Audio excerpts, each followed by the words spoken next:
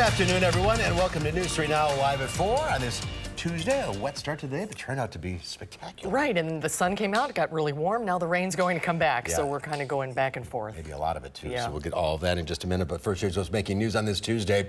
24 hours after fire engulfs the Notre Dame Cathedral, city and church officials vow to rebuild. An apology from the principal of Madison East High School for comments made by the school district's security officer. We'll have the latest on this newscast. And it's a new era in the city of Madison as the new mayor takes office. Let's take a look outside today. Sunny and mild. Left the coat at home today for the first time. Daffodils in bloom in the backyard. Soaking it up. In other words, up. Rumbles of thunder. Things are going to change. Dana's out in the backyard, and we could see a lot of rain. We really could. Quite a bit of accumulation expected for us as we get into Wednesday and Thursday. More rain on the way. We did start off with a few showers this morning, but looking at our Doppler track, of course, this afternoon, we haven't had any additional rain move in.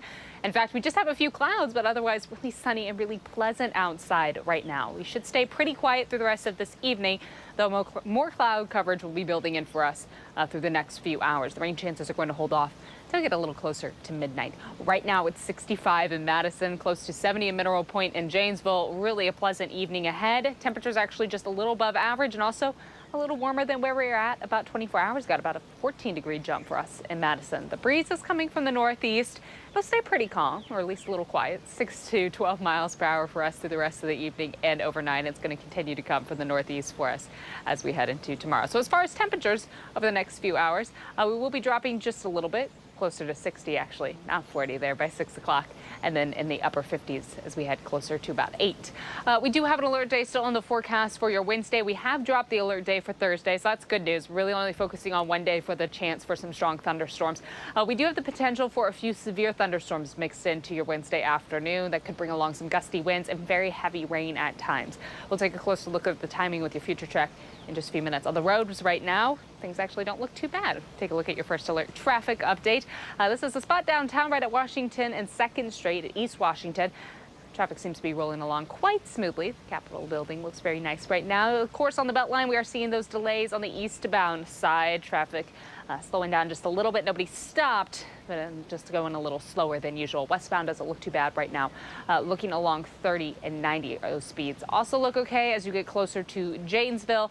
You shouldn't have any delays along 90. Now, if you are traveling from Verona to the Beltline, it'll take you 6 minutes, 8 minutes from Oregon to the Beltline, and from Springfield to University Avenue, just about 4 minutes this evening. 27 minutes from Janesville to the Beltline, 17 from Sauk City to Middleton, and Sun Prairie to downtown will be just about a 15-minute drive. So traffic looks good.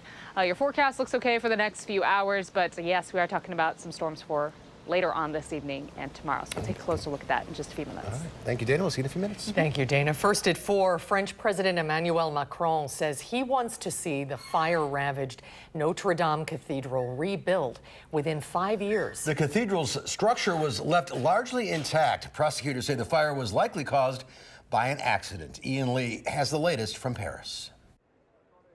As crews examined the safety of the iconic Notre Dame Cathedral, officials got their first look at the damage inside.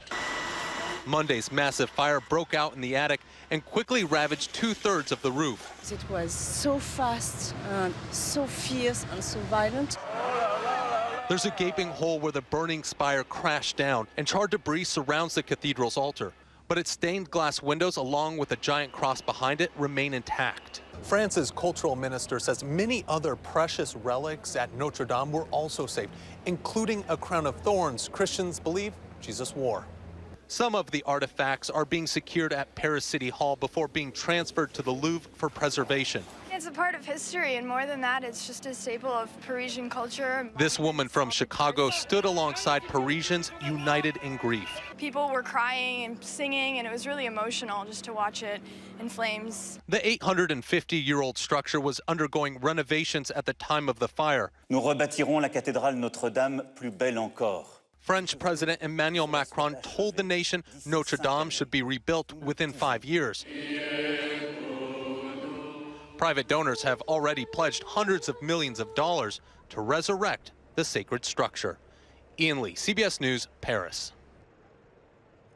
In other news, the East High School principal in Madison is apologizing to the community about statements made by the district's head of security in a story we ran last night. After 2 boys were arrested for allegedly sexually assaulting a female student after school, News 3 Now questioned the security on campus. Our Amanda Quintana is here with more on the message that the district is sending now. Amanda? Yes, well, since that alleged sexual assault happened after school around 4 p.m. last Wednesday, I asked Safety and Security Coordinator Joe Ballas about the security at that time. There are 6 guards throughout the day. 2 are there around 4 p.m. The backlash came from this response.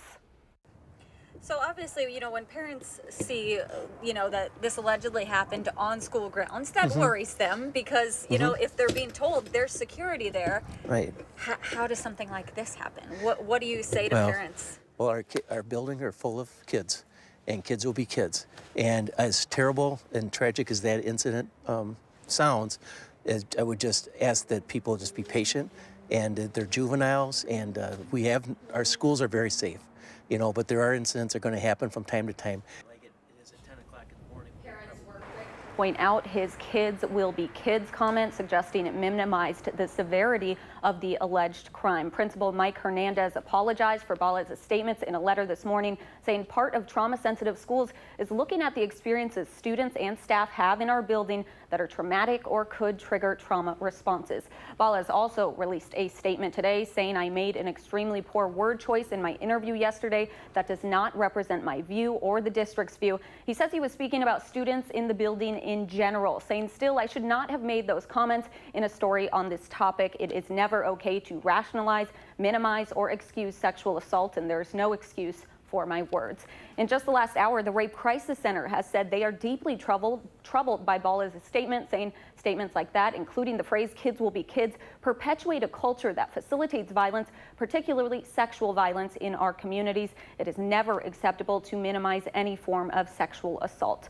Principal Hernandez and the district say they will be partnering with the Rape Crisis Center to make sure students and staff are learning about rape culture, sexual assault, and consent to make sure that school is always a very safe place. Amanda, thank you.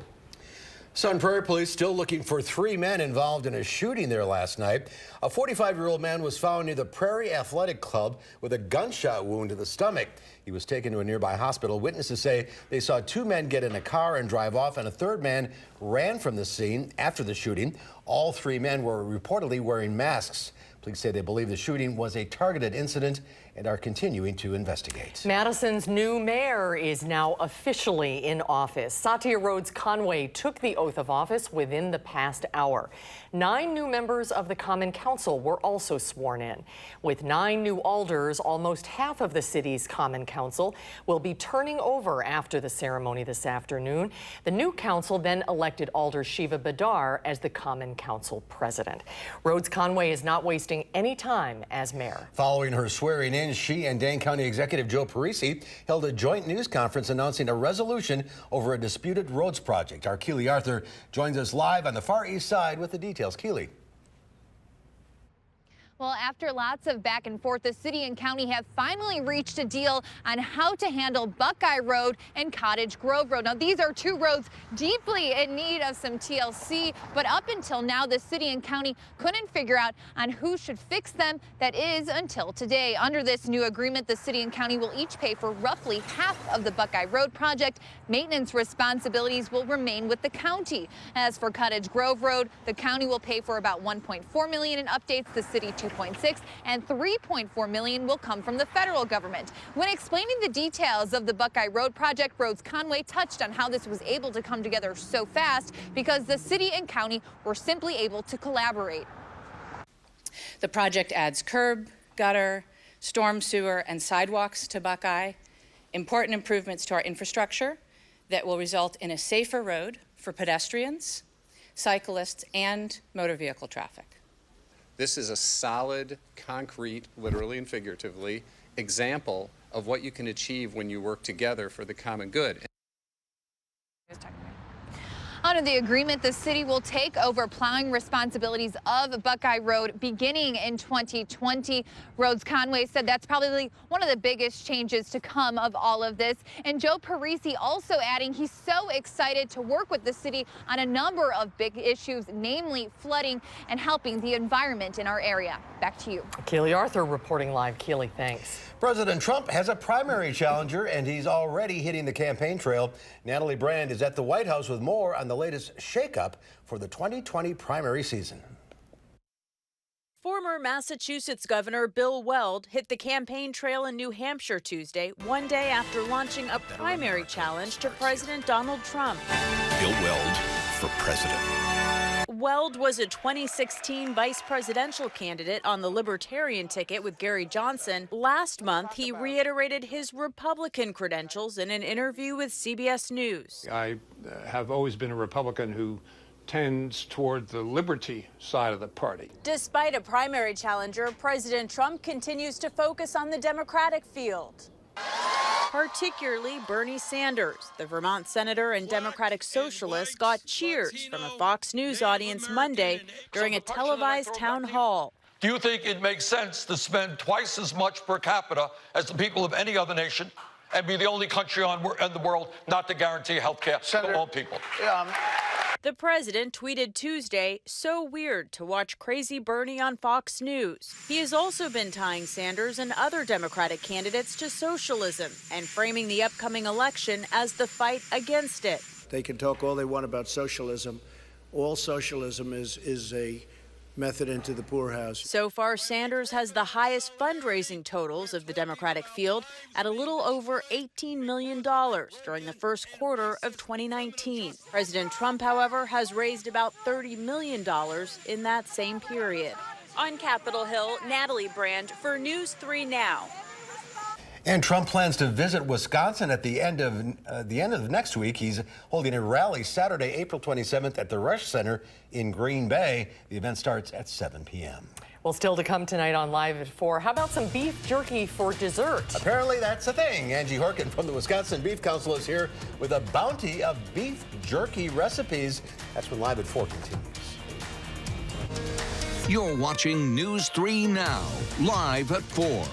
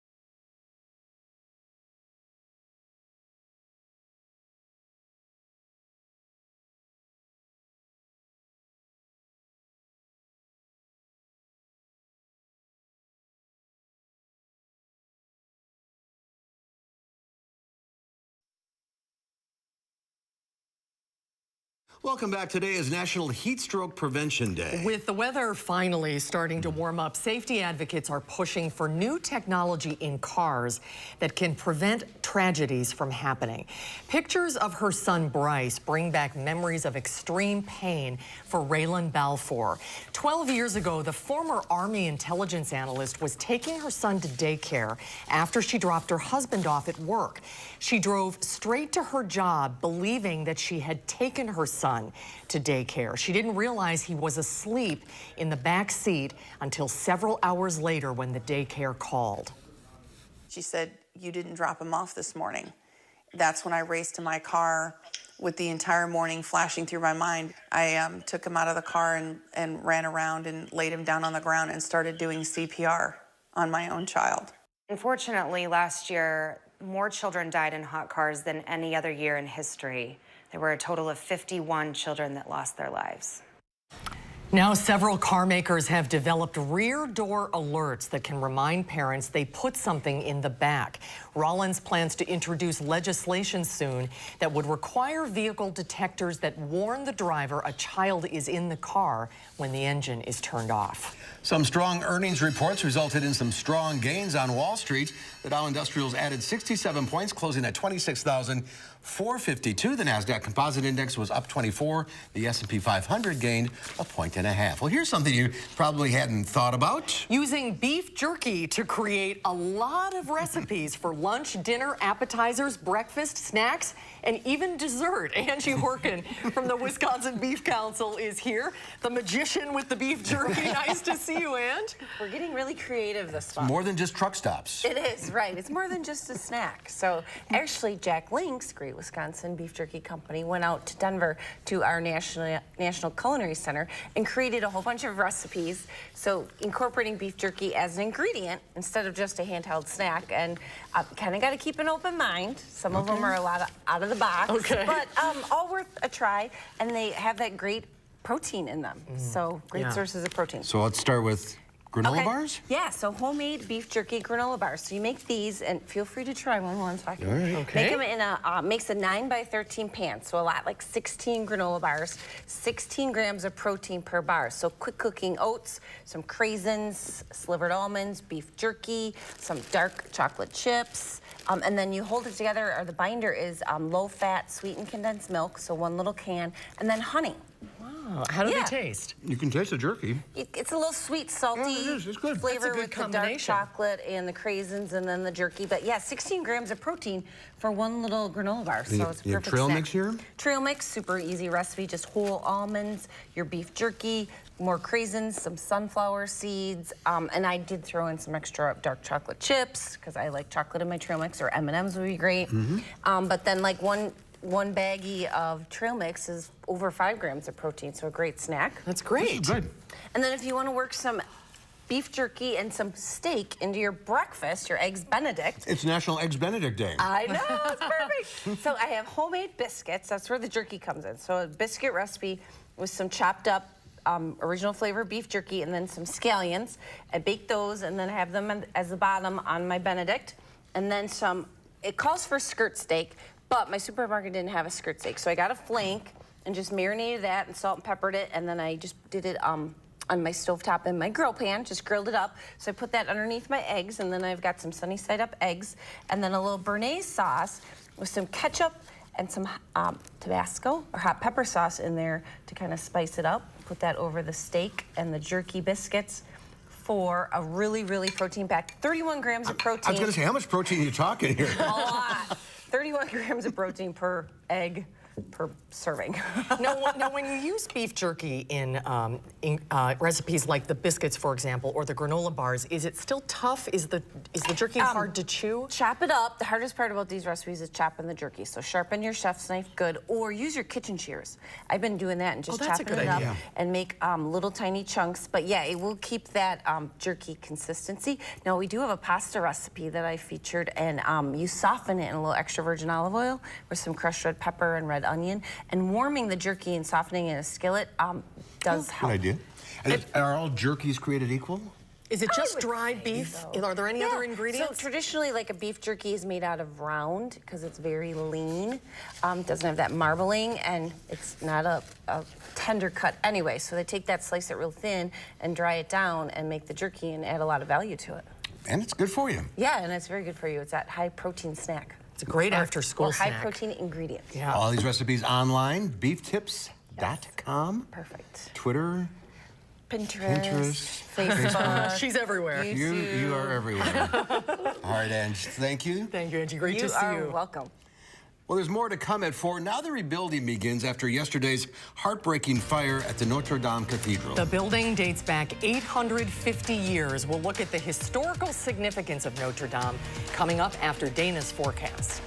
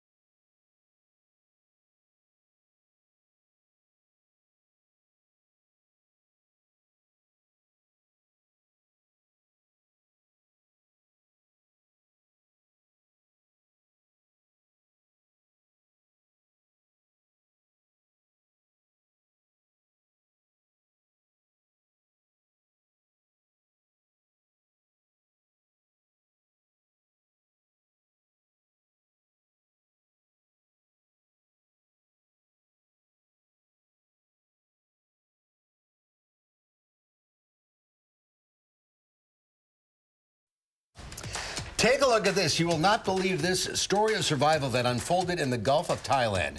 Oil rig workers rescued a dog that was found swimming alone 135 miles out to sea. Aww. After spotting the exhausted pooch, workers used a rope to lift it to safety.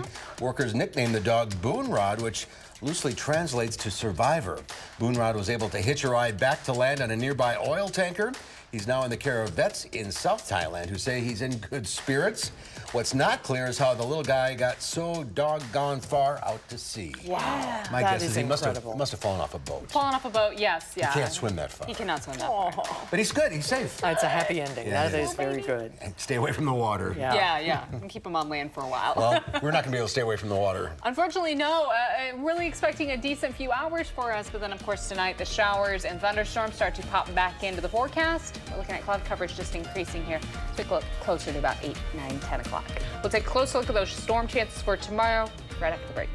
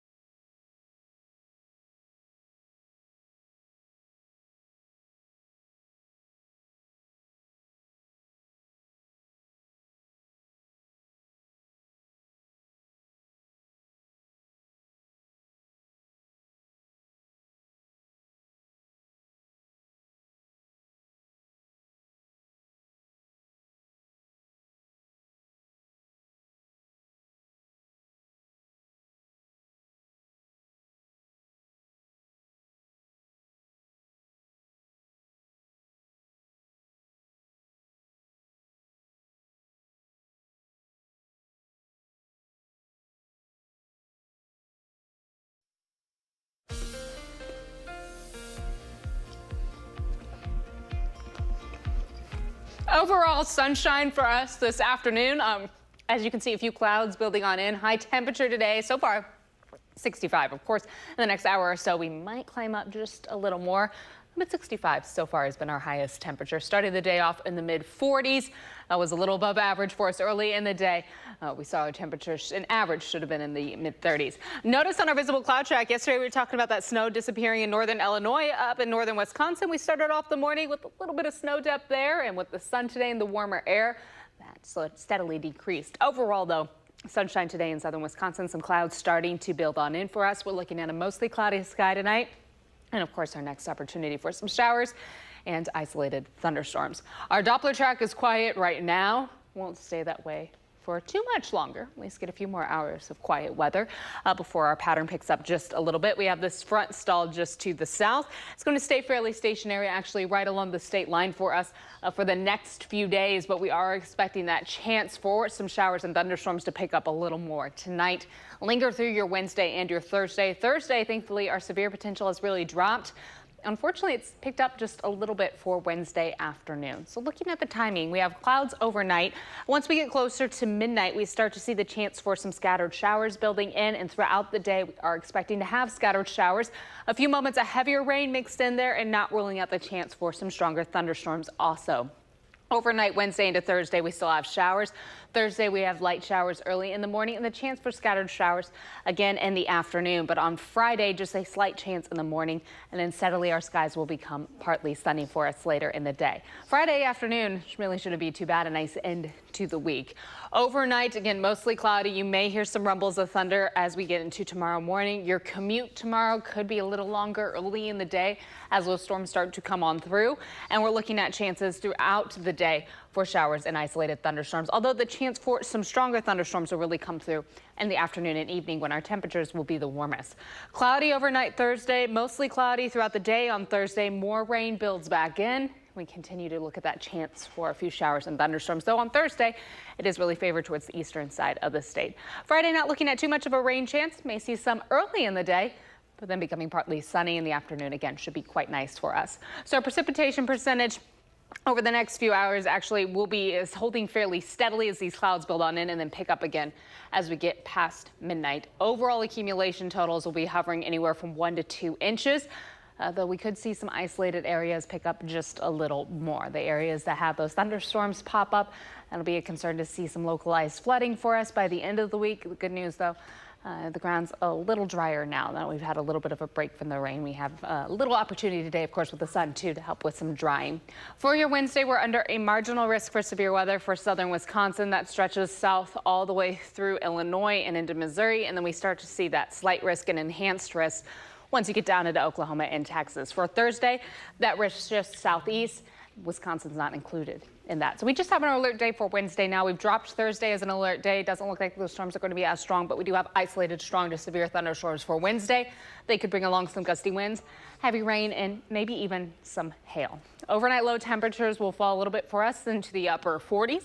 About 47 in Madison to start off our Wednesday.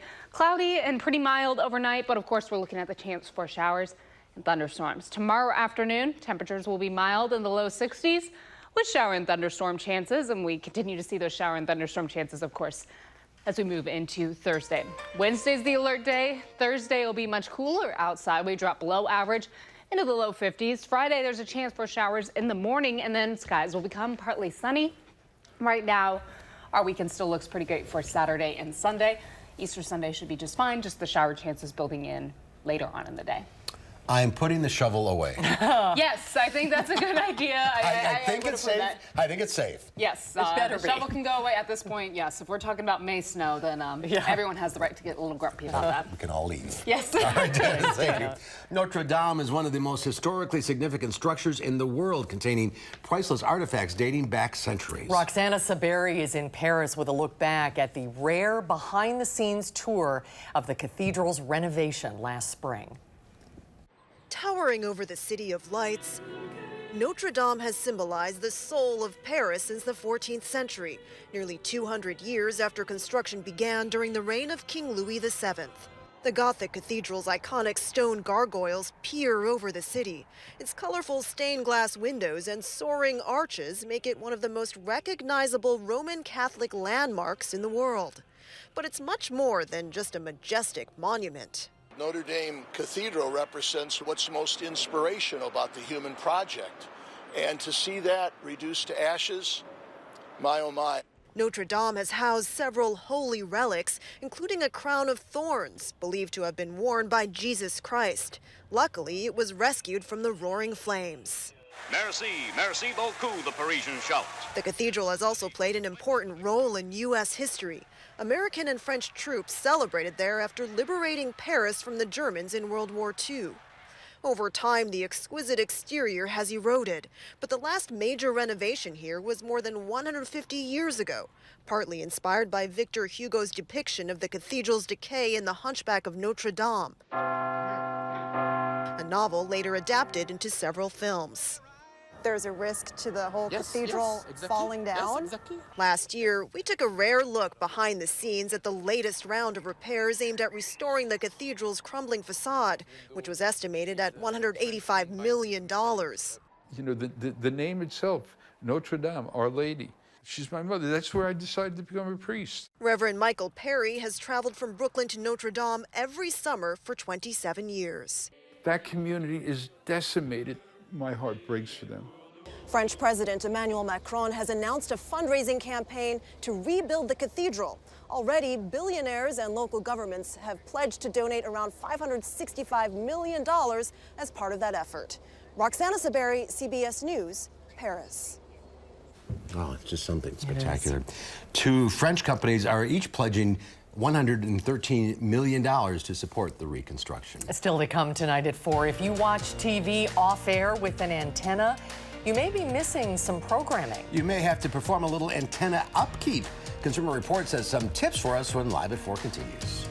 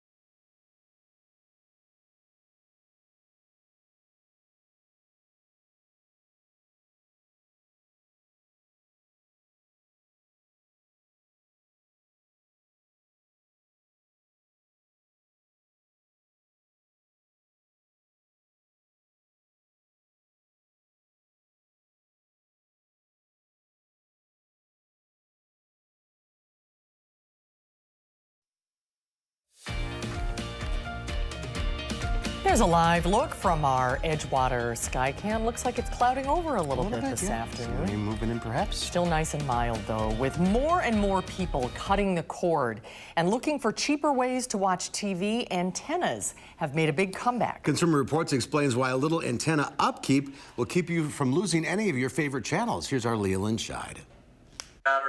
Imagine getting dozens of TV channels all for free. Well, depending on where you live, that's exactly what a TV antenna can give you. Broadcast channels from the major networks and maybe a few channels from networks you've never heard of. But you have to perform some easy maintenance with your remote control. It's called rescanning. Rescanning really is simply just having your TV tuner do an update to see if there are more channels that are available. It's something you should do about once a month. Why? Well, if it was cloudy or rainy when you did your original scan, you may not be getting all the channels available to you. And some stations are adding sub-channels, which could include a mix of classic TV shows, weather, and foreign language programming. So how exactly do you rescan? Every TV has its own way of doing a scan. The main thing is that you should look for something called channel scan or channel tuning. That could be in the main menu, it could be under TV settings. If you can't find it anywhere else, try hitting the source or input button on your remote and then select antenna. You'll most likely have the option of auto or manual scan. CR suggests auto scan. Auto scan will just automatically look for all the channels that are available in your area. Although rescanning has always been a good idea, it's even more important now. A couple of years ago, the FCC held a spectrum auction, and they freed up some of the broadcast TV frequencies to make room for high-speed wireless services. As a result of that, about 1,000 TV stations have had to move their frequencies. And that transition won't be complete until next summer, so make sure you rescan every once in a while. For News 3 Now, this is Leah Linscheid. And this station is changing its frequency this fall. That's right. So you have to rescan like September, October, sometime in there. Consumer Report says you don't have to worry about losing your favorite channels either. No, as we were just talking about, none of your channel numbers will change, just the frequencies the signals are sent over. So we'll be hearing a lot more about that. Coming up, there's a UW connection to a new HBO documentary. We'll meet the director of the story about race relations in the South when Live at 4 continues.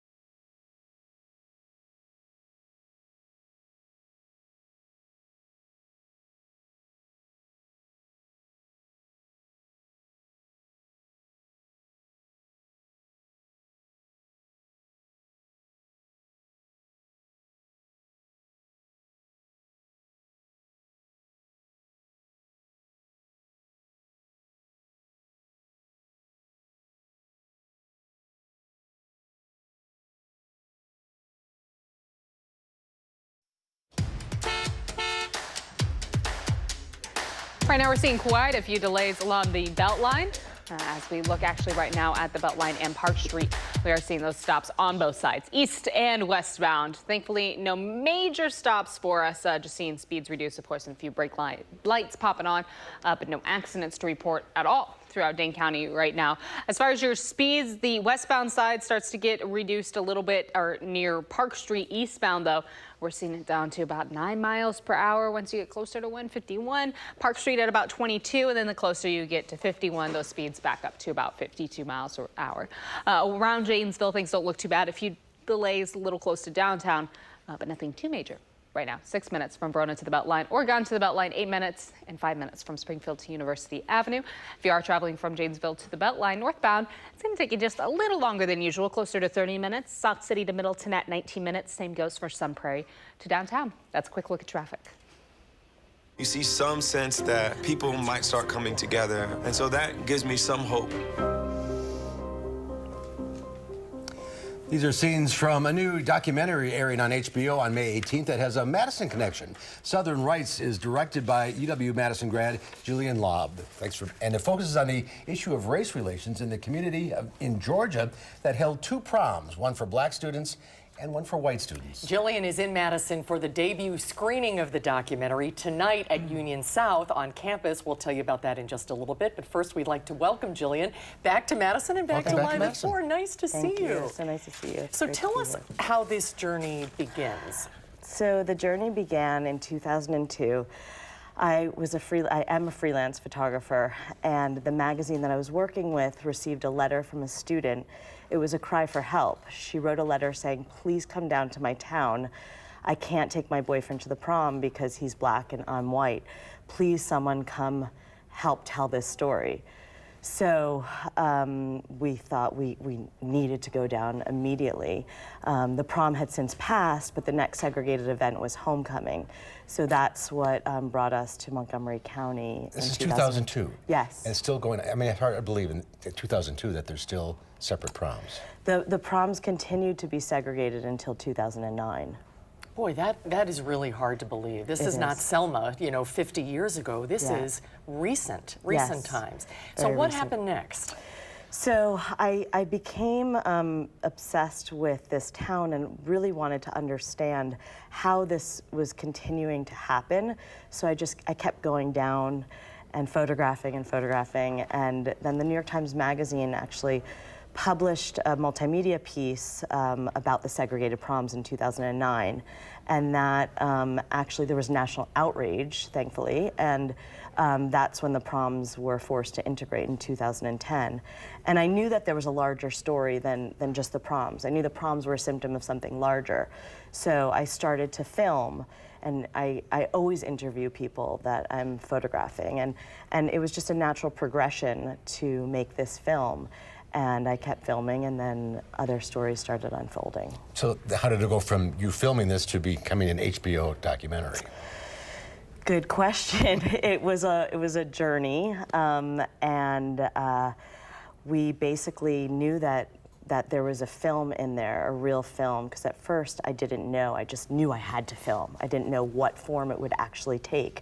And then somebody introduced us to HBO, and they came on board. And how did John Legend get involved? We were introduced to John when he started his production company, Get Lifted, and they were really passionate and supportive of the project, so we got very lucky that he got involved. Is this your first documentary film? It's my first feature documentary. That's quite a leap. Yeah. Congratulations, by the way. Well, what is it that you hope people who watch this documentary will take away from it? And what kind of contribution do you think they'll make to this ongoing conversation about race in our country? So I think, with the traveling exhibition, traveling throughout the country to different communities and the film, I think it's a moment for people to really see that this was not an anomaly. This is a situation happening in communities all over the country. And it's a moment for people to really recognize, is this happening in my community? Not exactly segregated proms, but institutional racism, segregation, self-segregation, institutionalized segregation. So I think that it's an opportunity to people to look at their own communities and see how this may be happening in their own communities. And it's not, the film is complicated.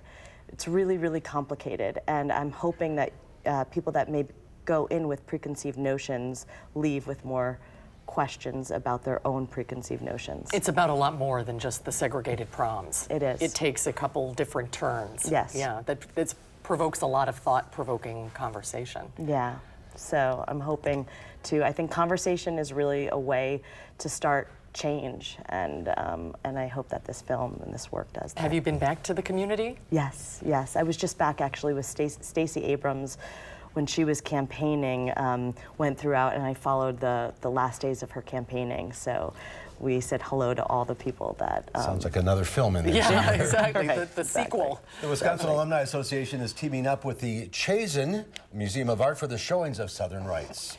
It is tonight at 6 o'clock at Union South on the UW-Madison campus, followed by a question and answer session with Jillian and UW grad Lisa Heller. Jillian's original segregated prom photos, by the way, are on display at the Chazen Museum of Art now through May.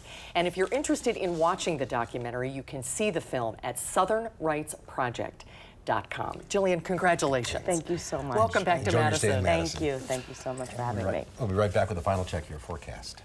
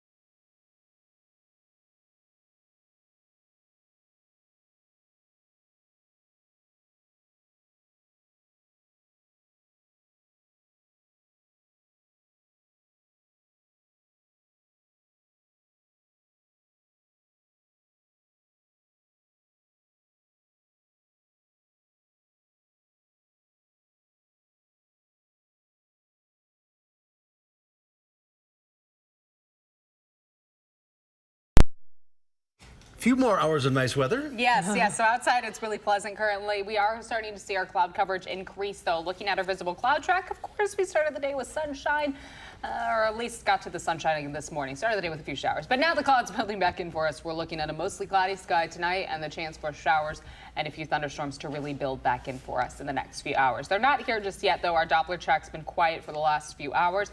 Right now it is mild. Outside of 65 currently in Madison. That's as warm as it's been all day, so that's our high so far. We'll see if we can get another degree or two in the next hour. 67 currently in Lone Rock and 66 in Janesville. And this is quite a jump from yesterday, so if you were pleased with last night, you should be pretty okay with this evening as well. 15-degree jump in Monroe and Platteville. There's a little bit of a breeze, about 6 to 12 miles per hour for us, though, throughout the evening and overnight. We're expecting our temperatures through the next few hours, of course, to fall once the sun sets, but we won't fall too much with that cloud deck overhead. We'll be in the upper 40s for our overnight lows. We do have an alert day in the forecast for Wednesday. We've pulled it out for Thursday, but there is still a chance for some strong to even severe thunderstorms possible for our Wednesday. Those storms could bring some very gusty winds in the afternoon and heavy rain at times. and that could lead to some rainfall totals climbing a little over 2 inches for very isolated areas. So we'll be keeping an eye to the sky tomorrow, of course, and you can download the free weather app, and it'll keep you in the know, of course, if anything is issued in your area. Spring is here. Yes, it is. They're putting the chairs out on the Memorial Union Terrace Thursday at 4 o'clock. Thursday. Then it's officially Then here. it's official. Thanks, Dana. And then putting the shovel away. Yes. All right, tomorrow here on Live at 4, it looks like spring is finally here to say. Lisa Briggs from the Bruce Company helps us get ready for the season. And turning green into green, retailers embrace CBD oil in its many forms. That's tomorrow on Live at 4.